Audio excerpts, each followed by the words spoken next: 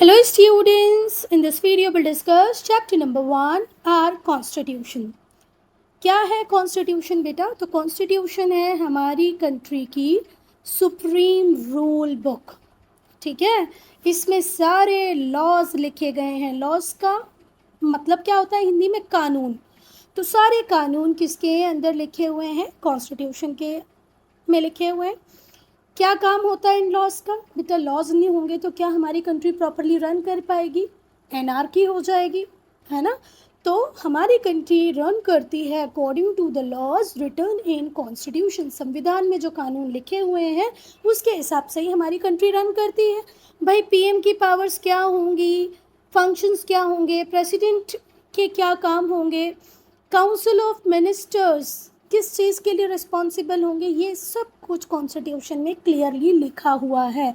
और बेटा हमारी कंट्री जिसकी पॉपुलेशन इतनी ज़्यादा है उसको अगर आपको स्मूथली रन करना है तो कुछ सेट ऑफ रूल्स रेगुलेशंस हमें चाहिए ही पड़ेंगे. तो इसीलिए कॉन्स्टिट्यूशन की इम्पोर्टेंस बहुत ज़्यादा बढ़ जाती है हमारे लिए. ठीक है, कभी तो आप लोगों ने सोचा होगा कि पीएम को इतनी पावर्स कहाँ से मिलती है, हमें फंडामेंटल राइट्स कहाँ से मिले हुए हैं. तो वो सब हमें मिले हैं किससे? कॉन्स्टिट्यूशन से. पीएम के फंक्शंस कहाँ लिखे हुए हैं, पीएम की को पावर किससे मिली हुई है? तो वो भी किससे मिली हुई है बेटा? कॉन्स्टिट्यूशन से. क्लियर है? Meaning of the term constitution. तो बेटा कॉन्स्टिट्यूशन क्या है? एक बॉडी है. किसकी बॉडी है? वेल डिफाइंड लॉज की. कानूनों को बहुत ही बढ़िया तरीके से लिखा गया है किसमें? कॉन्स्टिट्यूशन में. और ये कानून क्यों लिखे गए हैं? To govern a state. और बेटा यहाँ पर स्टेट का मीनिंग है कंट्री. ठीक है, यहाँ पर स्टेट वर्ड का यूज़ किसके लिए हुआ है? कंट्री के लिए हुआ है. तो आप कैसे कहेंगे? Constitution is the body of well defined law. और ये वेल डिफाइंड लॉ क्या करते हैं? हमारी कंट्री को गवर्न करने में हेल्प करते हैं.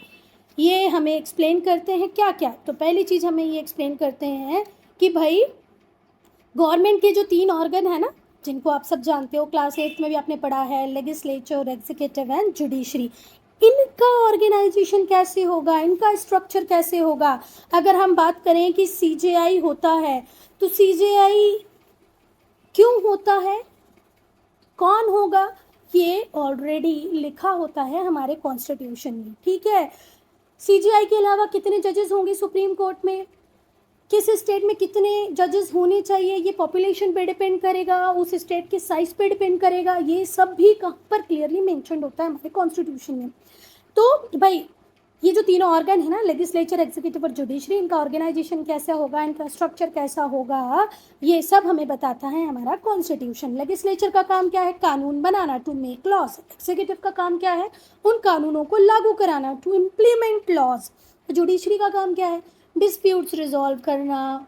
ठीक है, जस्टिस प्रोवाइड करना. और सबसे बड़ा काम, it works as the guardian of constitution. अगर कॉन्स्टिट्यूशन में लिखी बात पर कहीं पर दो मत हो जाए, मैं बोलूँ नहीं नहीं कॉन्स्टिट्यूशन की इस बात का ये मतलब है, आप बोले नहीं नहीं मैडम ये मतलब है, तो एम्पायर की तरह काम करती है हमारी जुडिशरी और वो बताती है कि भाई ये मतलब है. जो फाइनल इंटरप्रिटेशन पावर है ना कॉन्स्टिट्यूशन की, ये किसके पास है? जुडिशरी के पास है. Final power of interpretation of constitution is with judiciary. Interpretation का मतलब क्या होता है? मतलब बनाना. तो कॉन्स्टिट्यूशन में लिखी हुई बातों पे अगर कोई मतभेद हो जाए तो मतलब उस बात का क्या है ये बताने का काम किसका ही है? जुडिशरी का. Then their powers and functions. भाई लेजिस्लेचर के पास कितनी पावर होगी, एग्जीक्यूटिव के पास कितनी पावर होगी, जुडिशरी के पास कितनी पावर होगी, ये भी कॉन्स्टिट्यूशन में लिखी गई है. और साथ ही साथ इन तीनों के क्या काम होंगे ये भी कॉन्स्टिट्यूशन में लिखे हुए हैं. इनका म्यूचुअल रिलेशन कैसा रहेगा? क्या ये एक दूसरे के ऊपर चेक रख सकते हैं, एक दूसरे के काम में दखल अंदाजी कर सकते हैं? नहीं कर सकते हैं, ये भी लिखा है कॉन्स्टिट्यूशन में. There limitations. बेटा देखो लिमिटेशंस तो सबकी होती हैं, कोई भी ब्रह्म नहीं है. तो लेजिस्लेचर की क्या लिमिटेशंस होंगी? एग्जीक्यूटिव्स की सदी तक ही काम कर सकते हैं. जुडिशरी की लिमिटेशन सब कुछ लिखी हुई है कॉन्स्टिट्यूशन में. अब बेटा ऐसा नहीं है कि सरकार के लिए ही सब कुछ लिखा हुआ है, कुछ हमारे लिए भी लिखा हुआ है उसमें. हम आम जनता के क्या अधिकार होंगे, क्या कर्तव्य होंगे, क्या राइट्स होंगी, क्या ड्यूटीज़ होंगी, हमारे फंडामेंटल राइट्स क्या है, हमारी फंडामेंटल ड्यूटीज़ क्या है, ये भी कॉन्स्टिट्यूशन में क्लियरली लिखी हुई है. Being the supreme law of land, हमारे नेशन का सुप्रीम लॉ कौन है? कॉन्स्टिट्यूशन है।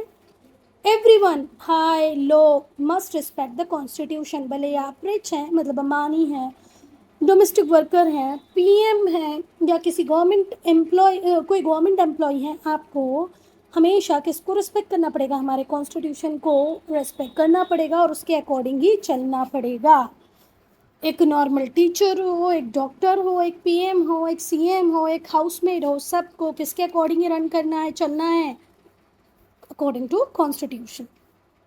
हम डिस्कस करेंगे हमारी कॉन्स्टिट्यूएंट असेंबली को। तो बेटा किसने बनाया हमारा कॉन्स्टिट्यूशन, किसने बनाया हमारा संविधान? तो वो बनाया संविधान सभा, जिसे हम कहते हैं constituent assembly. Who made our constitution, who framed our constitution? Frame करना भी बनाना ही होता है बेटा। किसने बनाया? कॉन्स्टिट्यूएंट असेंबली ने। और ये कॉन्स्टिट्यूएंट असेंबली कैसे इलेक्ट की गई थी? तो ये इलेक्ट की गई थी according to cabinet mission proposal of May 16, 1946। मई 16, 1946 का जो कैबिनेट मिशन प्रपोजल था उसके अकॉर्डिंग कॉन्स्टिट्यूएंट असेंबली बनाई गई थी। बेटा ये कैबिनेट मिशन प्रपोजल की क्यों ज़रूरत थी? क्योंकि पूरे इंडिया पे ब्रिटिश कंट्रोल नहीं था, ठीक है। कुछ प्रिंसली स्टेट्स थे, तो प्रिंसली स्टेट्स का पार्टिसिपेशन कैसा होगा, कितने मेंबर्स कहाँ से होंगे, ये थोड़ा सा ब्रेन स्टॉर्मिंग वाला पार्ट था, जिसके लिए हमने काम किया। हमने काम नहीं किया, ब्रिटिशर्स ने लिख के दे दिया हमको कैबिनेट मिशन प्रपोजल कि भाई इसके अकॉर्डिंग आप कॉन्स्टिट्यूएंट असेंबली बना लो जो आपके कॉन्स्टिट्यूशन को लिखेगी। क्योंकि अब हम जब भारत छोड़ के जाएंगे तो हमें ये सुनिश्चित करना है कि हर चीज़ प्रॉपर वे में चले। आपके पास कॉन्स्टिट्यूशन होगा तो कंट्री प्रॉपरली चलेगी। तो उन्होंने बात की कॉन्स्टिट्यूएंट असेंबली बनाने की, और फिर क्या दिया उन्होंने हमें? कैबिनेट मिशन प्रपोजल कि भाई इसके अकॉर्डिंग आप चुन लो अपनी कॉन्स्टिट्यूएंट असेंबली को। अब हम बात करेंगे इसके कंपोजिशन की। तो टोटल 389 मेंबर्स थे कॉन्स्टिट्यूएंट असेंबली में। कितने? 389। इसमें से जो 93 थे वो प्रिंसली स्टेट्स को बिलोंग करते थे, जिनको नॉमिनेट किया था प्रिंसेस ने। बेटा प्रिंसली स्टेट्स वो स्टेट्स थे जिन पे अभी भी डायरेक्ट कंट्रोल ब्रिटिशर्स का नहीं था, राजाओं का राज था। आप लोगों ने शायद वो मूवी देखी होगी, कौन सी? जुबैदा। जुबैदा मूवी जिसने भी देखी होगी उसको समझ में आएगा प्रिंसली स्टेट्स क्या होते हैं। जुबैदा में करिश्मा कपूर होती है, उसके जो हस्बैंड होते हैं ना वो प्रिंसली स्टेट्स के राजा होते हैं। चलो, तो प्रिंसली स्टेट्स वो थे जहाँ पर ब्रिटिश डायरेक्ट कंट्रोल नहीं था। तो वहाँ से 93 मेंबर्स आने वाले थे और उन्हें नॉमिनेट या चुनने का काम कौन करने वाले थे? प्रिंसेस। जो बचे हुए 296 मेंबर्स थे या 296 सीट्स थी, उनके लिए इलेक्शन कब हुआ बेटा? जुलाई के एंड में 1946 में। तो 93 तो आए कहाँ से? प्रिंसली स्टेट से। बचे हुए 296 जुलाई में इलेक्ट किए गए 1946 में, और जुलाई में भी कब? एंड में। फिर हुआ बेटा इंडिया का partition. After the partition of India on August 15, 1947, 15 अगस्त 1947 को हमारा विभाजन हो गया, पार्टीशन हो गया। इंडिया पाकिस्तान दो अलग अलग कंट्री बन गई। तो जो स्ट्रेंथ थी कॉन्स्टिट्यूएंट असेंबली की वो कम हो गई, रिड्यूस हो गई। सिर्फ कितने मेंबर्स बचे? 308। ऐसा क्यों हुआ? क्योंकि हमारे इंडिया का ही कुछ पार्ट क्या बन गया? पाकिस्तान। तो पाकिस्तान वाले एरिया से जो मेंबर सिलेक्ट होके कॉन्स्टिट्यूएंट असेंबली का पार्ट बने थे वो हट गए। तो अब कितने मेंबर्स बचे? 308। ओरिजिनल कितने चुनने थे? 389। पर अब इंडिया के कितने बचे? 308। बाकी मेंबर्स जो उस प्रोविंस से आए थे, जो अब पाकिस्तान का पार्ट थी, वो विड्रॉ कर जाएंगे। वो हमारी कॉन्स्टिट्यूएंट असेंबली का पार्ट क्यों रहेंगे? क्योंकि वो तो पाकिस्तान के लिए नियम कानून बनाएंगे, हमारे लिए तो ही ना बनाएंगे। Constituent assembly a Galaxy of best Indians. बेटा गैलेक्सी का मतलब आपको पता ही है, cluster of bright stars. Her star unique है, उसकी अपनी चमक है ना। वैसे ही जो हमारी कॉन्स्टिट्यूएंट असेंबली थी उसमें भी इंडिया के बेस्ट माइंड्स थे, ठीक है। The constituent assembly was a dense concentration of India's minds. Freedom fighter उसमें हैं, स्टेट्समैन पॉलिटिशियंस उसमें थे, लीगल एडवाइजर्स उसमें थे। मतलब it's a collection of best Indians. जो कॉन्स्टिट्यूएंट असेंबली थी वो गैलेक्सी थी, बेस्ट ऑफ इंडियंस, है ना। भारत के जितने बेस्ट लोग थे उनमें से कुछ बेस्ट कहाँ पर आ गए थे, कॉन्स्टिट्यूएंट असेंबली में आ गए थे। उसमें से भी अगर हम कुछ प्रोमिनेंट सबसे इम्पोर्टेंट पर्सनालिटीज़ की बात करें तो वो थे डॉक्टर राजेंद्र प्रसाद, ये लॉयर थे। जवाहरलाल नेहरू लॉयर भी थे, पॉलिटिशियन भी थे। Vallabh Bhai Patel, B.R. Ambedkar again lawyer, Alladi Krishnaswami Ayyar, Acharya JB Kripalani, Pandit Govind Pant, मतलब स्टेट्समैन हैं, पॉलिटिशियंस हैं, सोशल रिफॉर्मर्स हैं, फ्रीडम फाइटर्स हैं, इनसे मिलके बनी थी कॉन्स्टिट्यूएंट असेंबली। गोविंद बल्लभ पंत है बेटा, है ना। श्यामा प्रसाद मुखर्जी थे इसमें, पट्टा भाई सिद्धरामैया थे, KM मुंशी थे, डॉक्टर एस राधाकृष्णन थे, राजगोपाल आचार्य थे। ये बिल्कुल डिफ़िकल्ट है कि हम सारे नामों को पूरे 300 नाम यहाँ लिख दें, ये थोड़ा सा मुश्किल काम है। हमने प्रोमिनेंट के नाम लिख दिए हैं। तो देखो सबसे पहले ये जो इमेज है ये राजेंद्र प्रसाद की है, ये पंडित जवाहरलाल नेहरू हैं, ये वल्लभ भाई पटेल हैं, और B.R. अम्बेडकर को तो आप सभी जानते ही होंगे, नेहरू जी को भी जानते होंगे, वल्लभ भाई पटेल को भी जानते होंगे। Status of the constituent assembly, constituent assembly का स्टेटस, अ मिनी इंडिया। बेटा कुछ क्रिटिक्स ऐसे थे, कुछ आलोचक ऐसे थे जो आरोप लगा रहे थे, एलिजिड ये आरोप लगा रहे थे कि ये जो कॉन्स्टिट्यूएंट असेंबली है ये तो डायरेक्टली इलेक्टेड नहीं है, जनरल पब्लिक का तो इसमें कोई रोल ही नहीं है, ये तो एक सोवरेन बॉडी भी नहीं है। सोवरेन बॉडी का मतलब होता है जब इंटरनल एक्सटर्नल डिसीजन लेने की पावर आपके पास खुद के पास हो। सम क्रिटिक्स एलिजिड, एलिजिड का मतलब होता है आरोप लगाना, क्रिटिक्स का मतलब आलोचक। कुछ आलोचकों का आरोप था कॉन्स्टिट्यूएंट असेंबली जो है इंडिया की वो डायरेक्टली इलेक्टेड नहीं है, लोगों ने तो इसे इलेक्ट ही नहीं किया है, ये तो सोवरेन बॉडी भी नहीं है। पर ये जो एलिगेशन था, ये जो आरोप था, ये पूरी तरीके से गलत था, क्योंकि जो 210 रिप्रेजेंटेटिव्स थे जो ब्रिटिश इंडियन प्रोविंस से आए थे कॉन्स्टिट्यूएंट असेंबली में, ठीक है, उसमें से 155 हिंदूज थे, 30 शेड्यूल कास्ट के लोग थे, 4 सिक्स थे, 6 इंडियन क्रिश्चियन थे, 5 बैकवर्ड क्लासेस से थे, 3 एंग्लो इंडियंस थे, 3 पारसी थे, 4 मुस्लिम थे।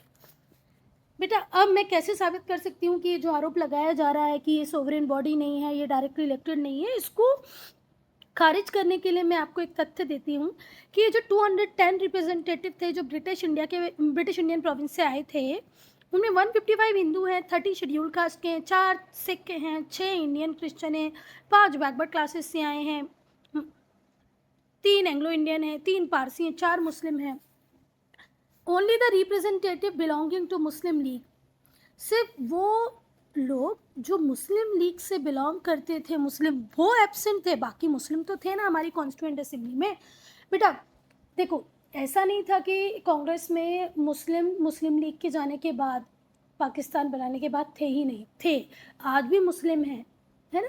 तो मुस्लिम तो थे, सिर्फ वो मुस्लिम नहीं थे जो मुस्लिम लीग का पार्ट थे, वो अब नहीं है कांग्रेस में या उस टाइम की कॉन्स्टिट्यूएंट असेंबली में। समझ में आई बात। यहाँ पर मुस्लिम लीग का जिक्र इसलिए किया गया कि आप ऐसे में समझो कि सारे मुस्लिम अब अलग हो गए, सारे मुस्लिम लीग वाले मुसलमान चले गए, तो हमारी कॉन्स्टिट्यूएंट असेंबली में कोई मुस्लिम ही नहीं था, ऐसा बिल्कुल गलत है, मुस्लिम्स थे।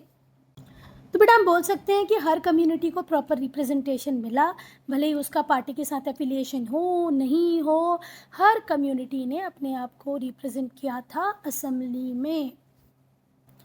Now the constituent assembly at work, अब भैया काम करना चालू करेगी ये कॉन्स्टिट्यूएंट असेंबली। तो सबसे पहला काम होगा कि किसी को प्रेसिडेंट बनाए, इलेक्शन ऑफ इट्स प्रेसिडेंट। तो जो कॉन्स्टिट्यूएंट असेंबली थी उसने काम करना कब से चालू किया, 9 दिसंबर 1946। एक 1 मार्कर बन सकता है यहाँ से कि कॉन्स्टिट्यूएंट असेंबली ने काम करना कब से चालू किया, तो 9 दिसंबर 1946 से काम करना चालू कर दिया। और सच्चिदानंद इनके इंटरिम प्रेसिडेंट बनते हैं। बेटा शुरुआत में प्रेसिडेंसी किसके पास आ जाती है, इंटीरियम प्रेसिडेंट कौन बनते हैं, डॉक्टर सच्चिदानंद। कॉन्स्टिट्यूएंट असेंबली काम करना चालू कब से करती है, 9 दिसंबर 1946 से, जबकि के वेयर एज ऑन 11 दिसंबर 1946, 11 दिसंबर 1946, 11 दिसंबर 1946 को राजेंद्र प्रसाद को चुन लिया जाता है permanent president of constituent assembly. मेरी बात सुनो, जब कॉन्स्टिट्यूएंट असेंबली ने अपना काम करना चालू किया 9 दिसंबर 1946 को, तो इंटरिम प्रेसिडेंट कौन बने, डॉक्टर सच्चिदानंद। किसी ना किसी को तो प्रेसिडेंट बनाना ही था बेटा। पर 11 दिसंबर 1946 को हमने फाइनली डॉक्टर राजेंद्र प्रसाद को चुन लिया कि भाई अब यही रहेंगे परमानेंट प्रेसिडेंट हमारी कॉन्स्टिट्यूएंट असेंबली के। बेटा हम द ड्राफ्टिंग कमेटी, तो जो कॉन्स्टिट्यूएंट असेंबली थी उसने अपॉइंट किया 14 कमेटीज को और 4 सब कमेटीज को, ठीक है, ऑफ इट्स मेंबर।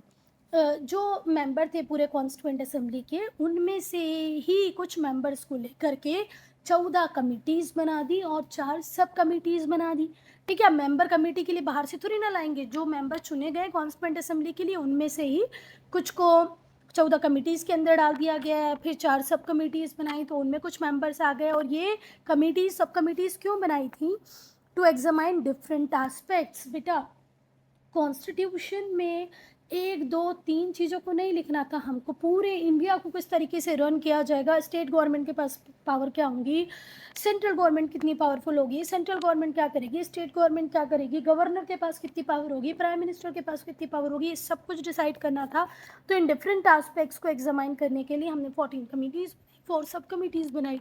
सबसे बड़ा क्वेश्चन था इंडिया प्रेसिडेंशियल सिस्टम रहेगा, पार्लियामेंट्री सिस्टम रहेगा, है ना, तो बहुत कुछ सोचना समझना था। और बेटा ये जो 18 कमिटीज़ बनी थी ना, 14 कमिटीज़ और 4 सब कमिटीज़, तो इन 18 में से सबसे इम्पॉर्टेंट कौन सी थी? तो सबसे इम्पॉर्टेंट थी drafting committee. Of these committees the most important was drafting committee. ये जो 18 कमेटी बनी इसमें सबसे इम्पॉर्टेंट थी ड्राफ्टिंग कमेटी, जिसको अपॉइंट किया 29 अगस्त 1947 को। ड्राफ्टिंग कमेटी का अपॉइंटमेंट कब होता है बेटा? ड्राफ्ट करना मतलब लिखने का काम करने के लिए जो कमेटी थी उसका अपॉइंटमेंट कब होता है? 29 अगस्त 1947। टोटल कितनी कमेटी बनी? 14। कितनी सब कमेटी बनी? 4। उसमें से सबसे इंपॉर्टेंट कौन सी थी? Drafting committee. कब अपॉइंटमेंट हुआ ड्राफ्टिंग कमेटी का? 29 अगस्त 1947 को। ये जो कमेटी थी इसको लीड कर रहे थे, हेड कर रहे थे BR अम्बेडकर, जो कि चेयरमैन भी थे। Chairman of drafting committee BR Ambedkar. Drafting committee headed by BR Ambedkar. तो ये जो ड्राफ्टिंग कमेटी थी इसके हेड कौन थे? BR अम्बेडकर, वही चेयरमैन भी थे। बेटा जो अदर मेंबर्स होते हैं ना ड्राफ्टिंग कमेटी के, वो कौन कौन होते हैं? एन गोपाल स्वामी अयंगार, अल्लादी कृष्ण स्वामी अय्यर, KM मुंशी, सैयद मोहम्मद सदुल्ला। और बेटा जो BN राव होते हैं ना वो सेक्रेटरी होते हैं कॉन्स्टिट्यूएंट असेंबली के। तो BR अम्बेडकर के साथ ड्राफ्टिंग कमेटी में और कौन कौन है? एन गोपाल स्वामी अयंगार, अल्लादी कृष्ण स्वामी अय्यर, KM मुंशी, सैयद मोहम्मद सदुल्ला। फिर अगर हम बात करें BN राव की, तो BN राव होते हैं सेक्रेटरी ऑफ कॉन्स्टिट्यूएंट असेंबली। 21 फरवरी 1948 को, 21 फरवरी 1948 को, 21 फरवरी 1948 को ये लोग अपनी पहली रिपोर्ट को प्रेजेंट करते हैं, ठीक है। On 21 February 1948, it presented its first report of draft constitution to the Constituent Assembly. Constituent Assembly के सामने पहला रिपोर्ट ड्राफ्ट कॉन्स्टिट्यूशन का कब आया? 21 फरवरी 1948 को। Now the passage of the constitution. बेटा देखो, अरे क्या समझते हो बेटा आप द पैसेज ऑफ कॉन्स्टिट्यूशन से? स्टेप बाय स्टेप प्रोसेस, ठीक है। चल, तो हर आर्टिकल को, each article of the draft constitution, her article जो ड्राफ्ट कॉन्स्टिट्यूशन में था उससे डिस्कस किया गया, पूरी तरह उसके ऊपर डिबेट हुए। कहाँ पर? कॉन्स्टिट्यूएंट असेंबली में। फ्रॉम 15 नवंबर 1948 टू 17 अक्टूबर 1949। फिर से मेरी बात सुनो बेटा, जितने भी आर्टिकल ड्राफ्ट कॉन्स्टिट्यूशन में थे उनके ऊपर डिस्कशन हुए, डिबेट हुए कॉन्स्टिट्यूएंट असेंबली में 15 नवंबर 1948 से 17 अक्टूबर 1949 तक, 1949 तक। अब ऐसे बोलना कि मैडम को आता नहीं है ना, 1949 तक। 49 के बाद 50 आता है ना। क्या यहाँ पर हमने एक चीज़ पढ़ी वो ध्यान से सुनना। 21 फरवरी 21 फरवरी 1948 को फर्स्ट रिपोर्ट आ गई थी किसकी? ड्राफ्ट कॉन्स्टिट्यूशन की। कहाँ पर? कॉन्स्टिट्यूएंट असेंबली में। अब जैसे ही ये रिपोर्ट आती है हर आर्टिकल पे डिबेट होते हैं, डिस्कशन होते हैं। 15 नवंबर 1948 से 17 अक्टूबर 1949 तक। फिर 14 नवंबर 1949 से 26 नवंबर 1949 तक, 14 नवंबर 1949 1949 से लेकर के 26 जनवरी 1949 तक फाइनल डिस्कशन होता है ड्राफ्ट कॉन्स्टिट्यूशन पे, ठीक है। 14 नवंबर 1949 से 26 नवंबर 1949 तक फाइनल डिस्कशन चलते रहते हैं ड्राफ्ट कॉन्स्टिट्यूशन के ऊपर। अब बेटा फाइनली वो दिन आएगा, ठीक है, जिस दिन कॉन्स्टिट्यूएंट असेंबली अडॉप्ट कर लेगी कॉन्स्टिट्यूशन को। The constitution was adopted and enacted on 26 नवंबर 1949। हमारे कॉन्स्टिट्यूशन को हमने कब अडॉप्ट कर लिया था? 26 नवंबर 1949, 26 नवंबर 1949 को, जब इसको प्रेसिडेंट की एसेंट मिल गई थी, प्रेसिडेंट ने इसके ऊपर साइन कर दिए थे, एसेंट मिल गई थी, ठीक है। और ये प्रेसिडेंट कौन थे? कॉन्स्टिट्यूएंट असेंबली के प्रेसिडेंट थे, पर अब आगे जाके ये इंडिया के प्रेसिडेंट बनेंगे। तो 26 नवंबर 1949 को हमने कॉन्स्टिट्यूशन को अडॉप्ट कर लिया था, जब प्रेसिडेंट जो थे कॉन्स्टिट्यूएंट असेंबली के, उनकी एसेंट मिल गई थी। कौन थे? डॉक्टर राजेंद्र प्रसाद, और जो दूसरे मेंबर थे उन्होंने भी अपनी एसेंट दे दी थी। अब बेटा इसे लागू कब से किया गया? हमने इसे अडॉप्ट तो कर लिया, पर इसे एनफोर्स कब से किया गया? 26 जनवरी 1950, 26 जनवरी 1950 से हमने लागू कर दिया हमारे संविधान को।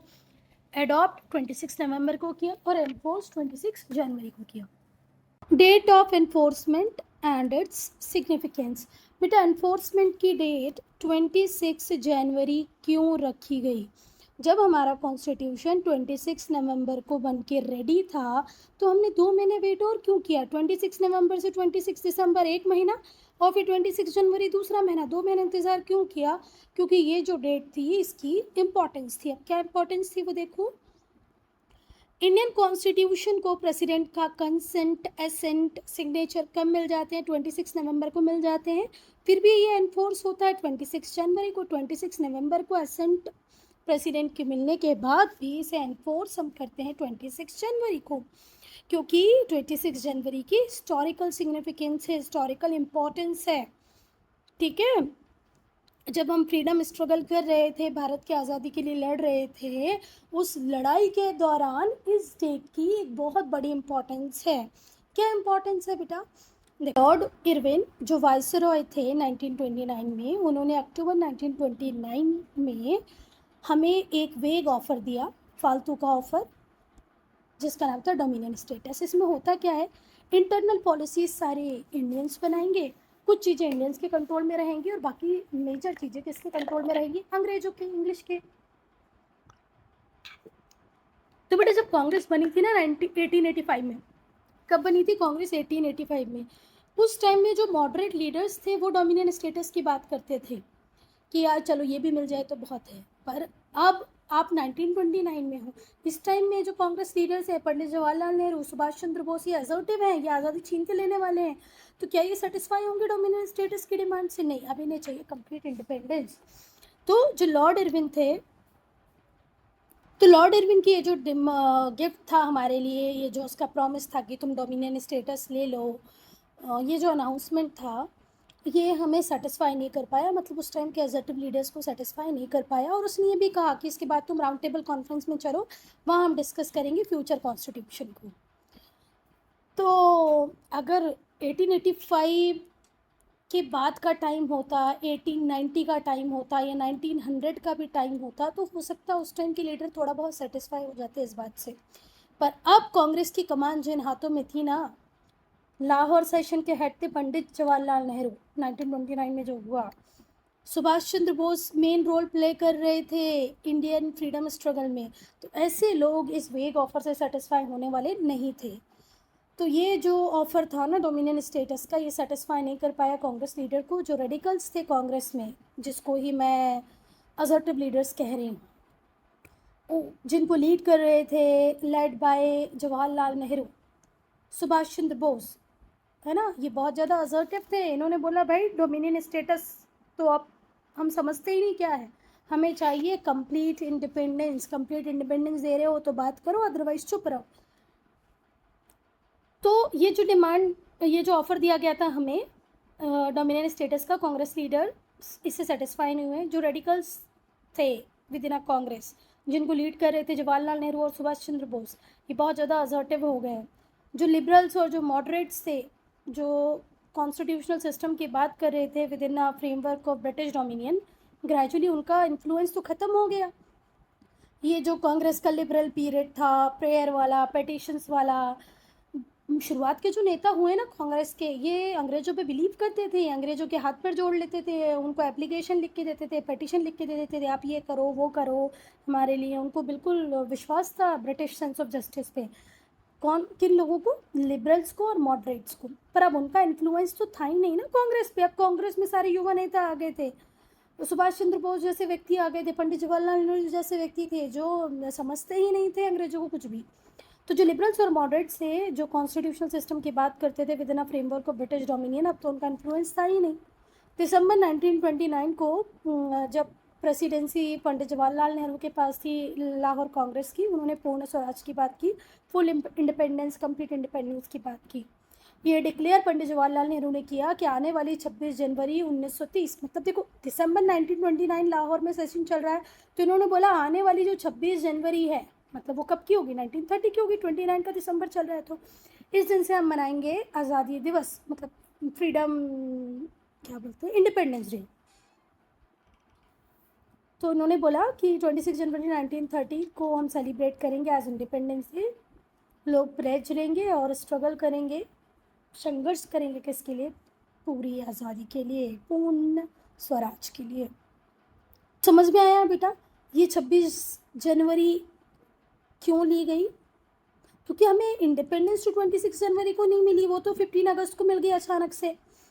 तो हम अंग्रेज़ों से तो ये भी नहीं कह सकते ना, तुम भैया अभी रुको 6-7 महीने 8 महीने और रुक जाओ, 26 जनवरी आने दो, हमको एक हिस्टोरिकल डेट से जोड़ना है, उसके बाद ही तुम जाना, ऐसा तो पॉसिबल नहीं था।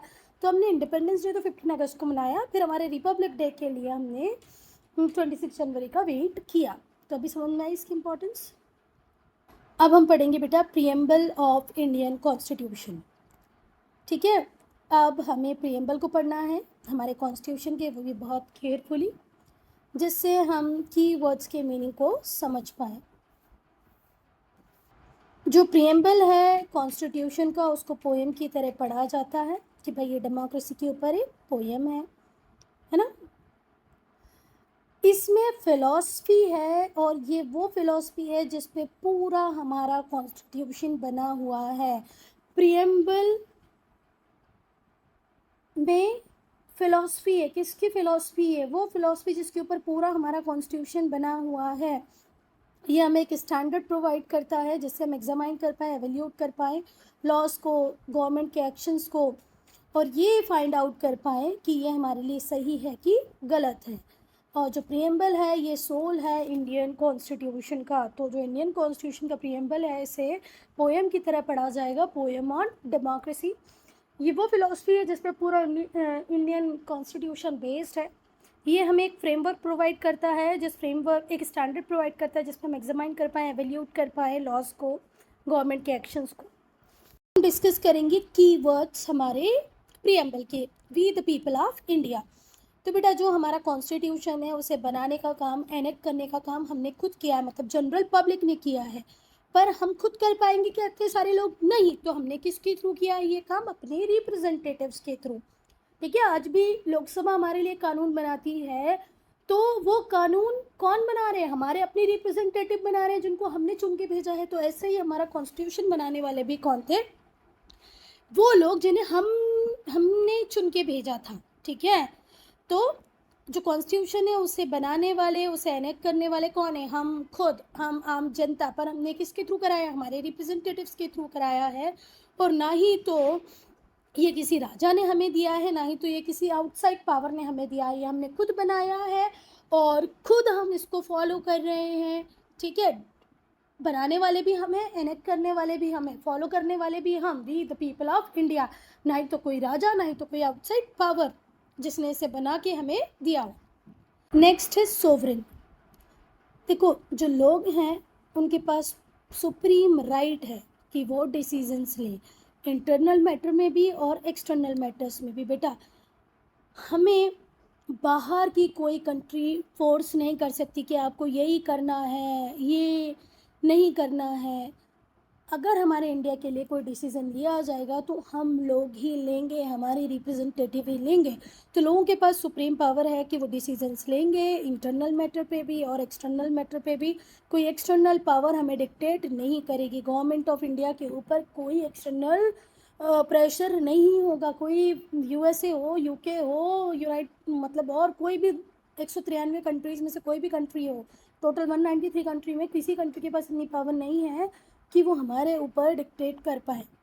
हम अपने डिसीजंस खुद लेंगे, ठीक है, भले ही वो इंटरनल डिसीजन हो या एक्सटर्नल डिसीजन हो। इंटरनल डिसीजन, हम टैक्स कितना लगाएंगे, हम वैट कितना लगाएंगे, ये हम खुद डिसाइड करेंगे। हम रशिया से तेल खरीदेंगे, हम यूएसए से तेल खरीदेंगे, हमारा अपना मैटर है, ठीक है। तो सोवरेन मतलब जब आपके पास पूरी पावर है ना डिसीजंस लेने की, तो हमारे इंडिया में ये पावर हमारे पास है।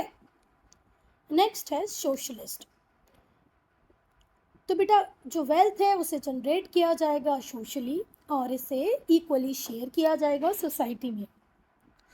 अब बेटा अगर हम रियल सेंस में देखें तो ये फिट नहीं बैठता है। इसको फिट बिठाया कैसे जाता है कि जो हमारी सरकारें होती हैं वो लैंड की ओनरशिप को रेगुलेट करती हैं, ठीक है, रिच के ऊपर टैक्स लगाती हैं, उनसे जो पैसा आता है उसको पुअर के ऊपर खर्चा करती हैं।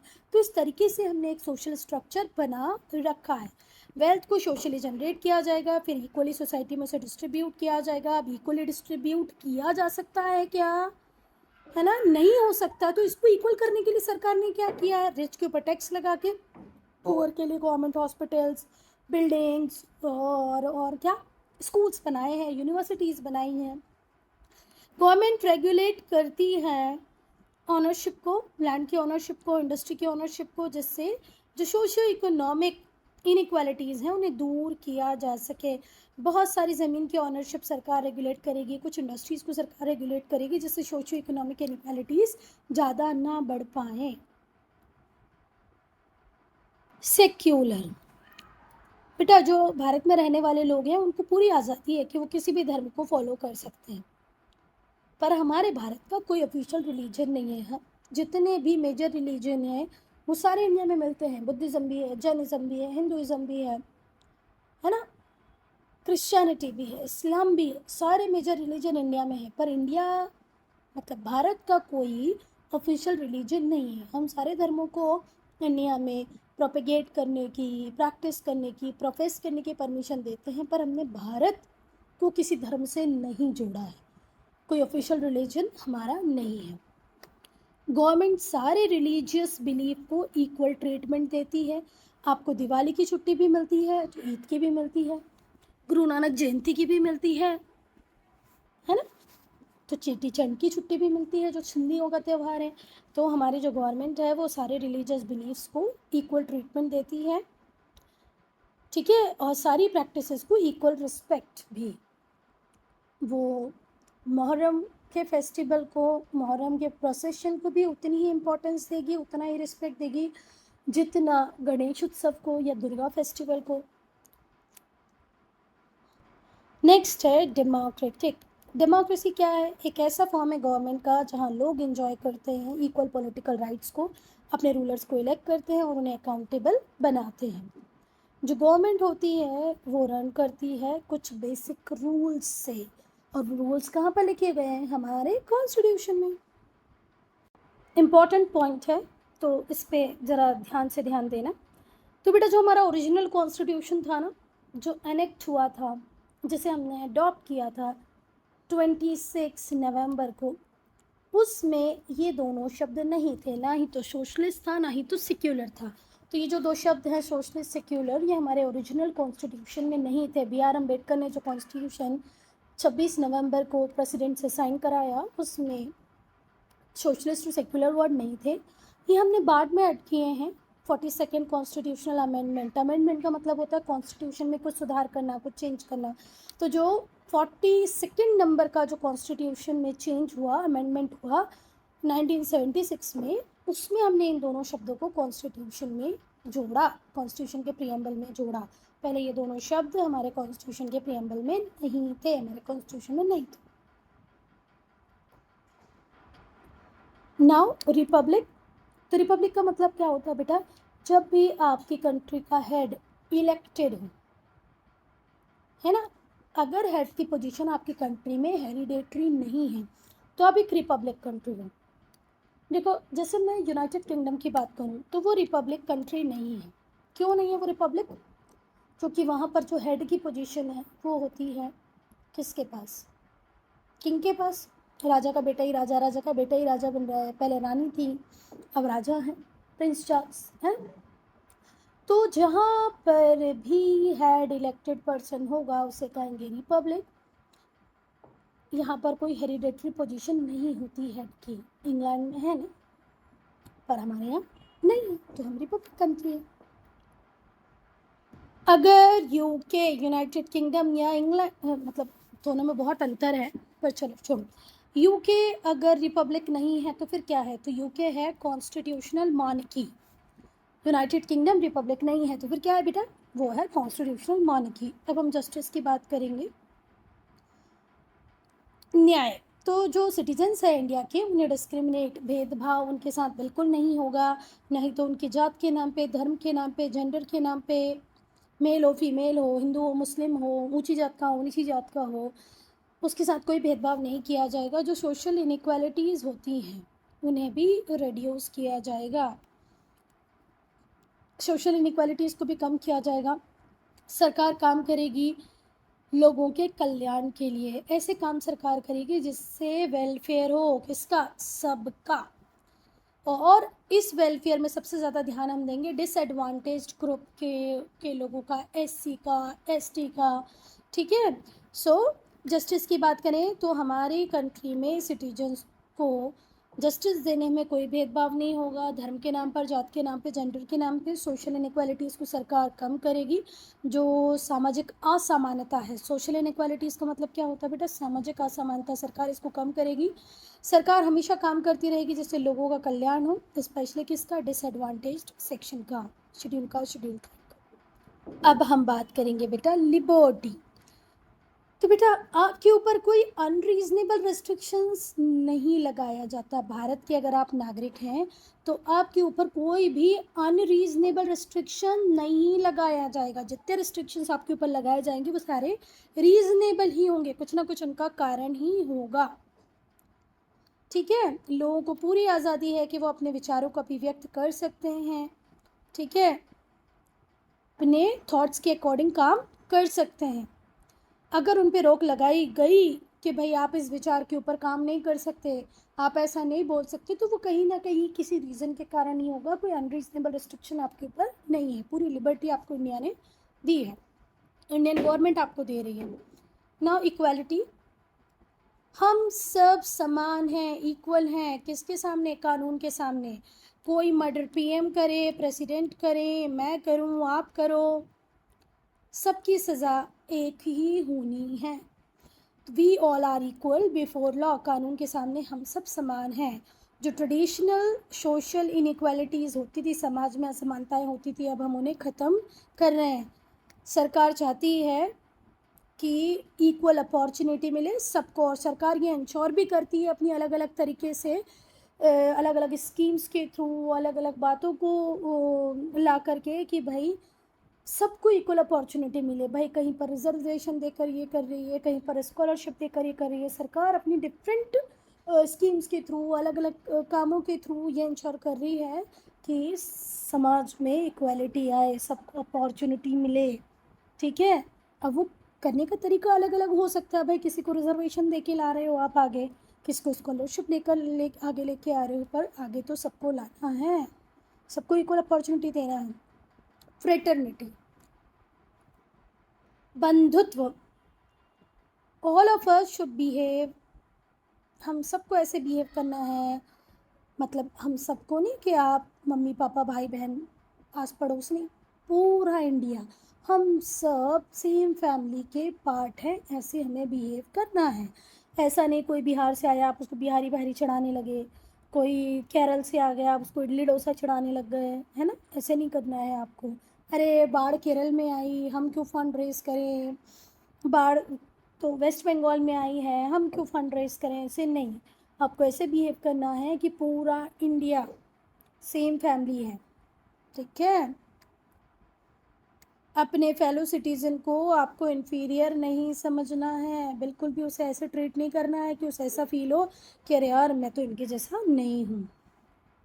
चलो चलो चलो बच्चों, तो ये चैप्टर हो रहा है यहीं पर ख़त्म। अगर कोई डाउट है, कोई प्रॉब्लम है इस वीडियो के फॉर्मेट में, आप कोई चेंज चाहते हैं तो कमेंट सेक्शन में लिखें।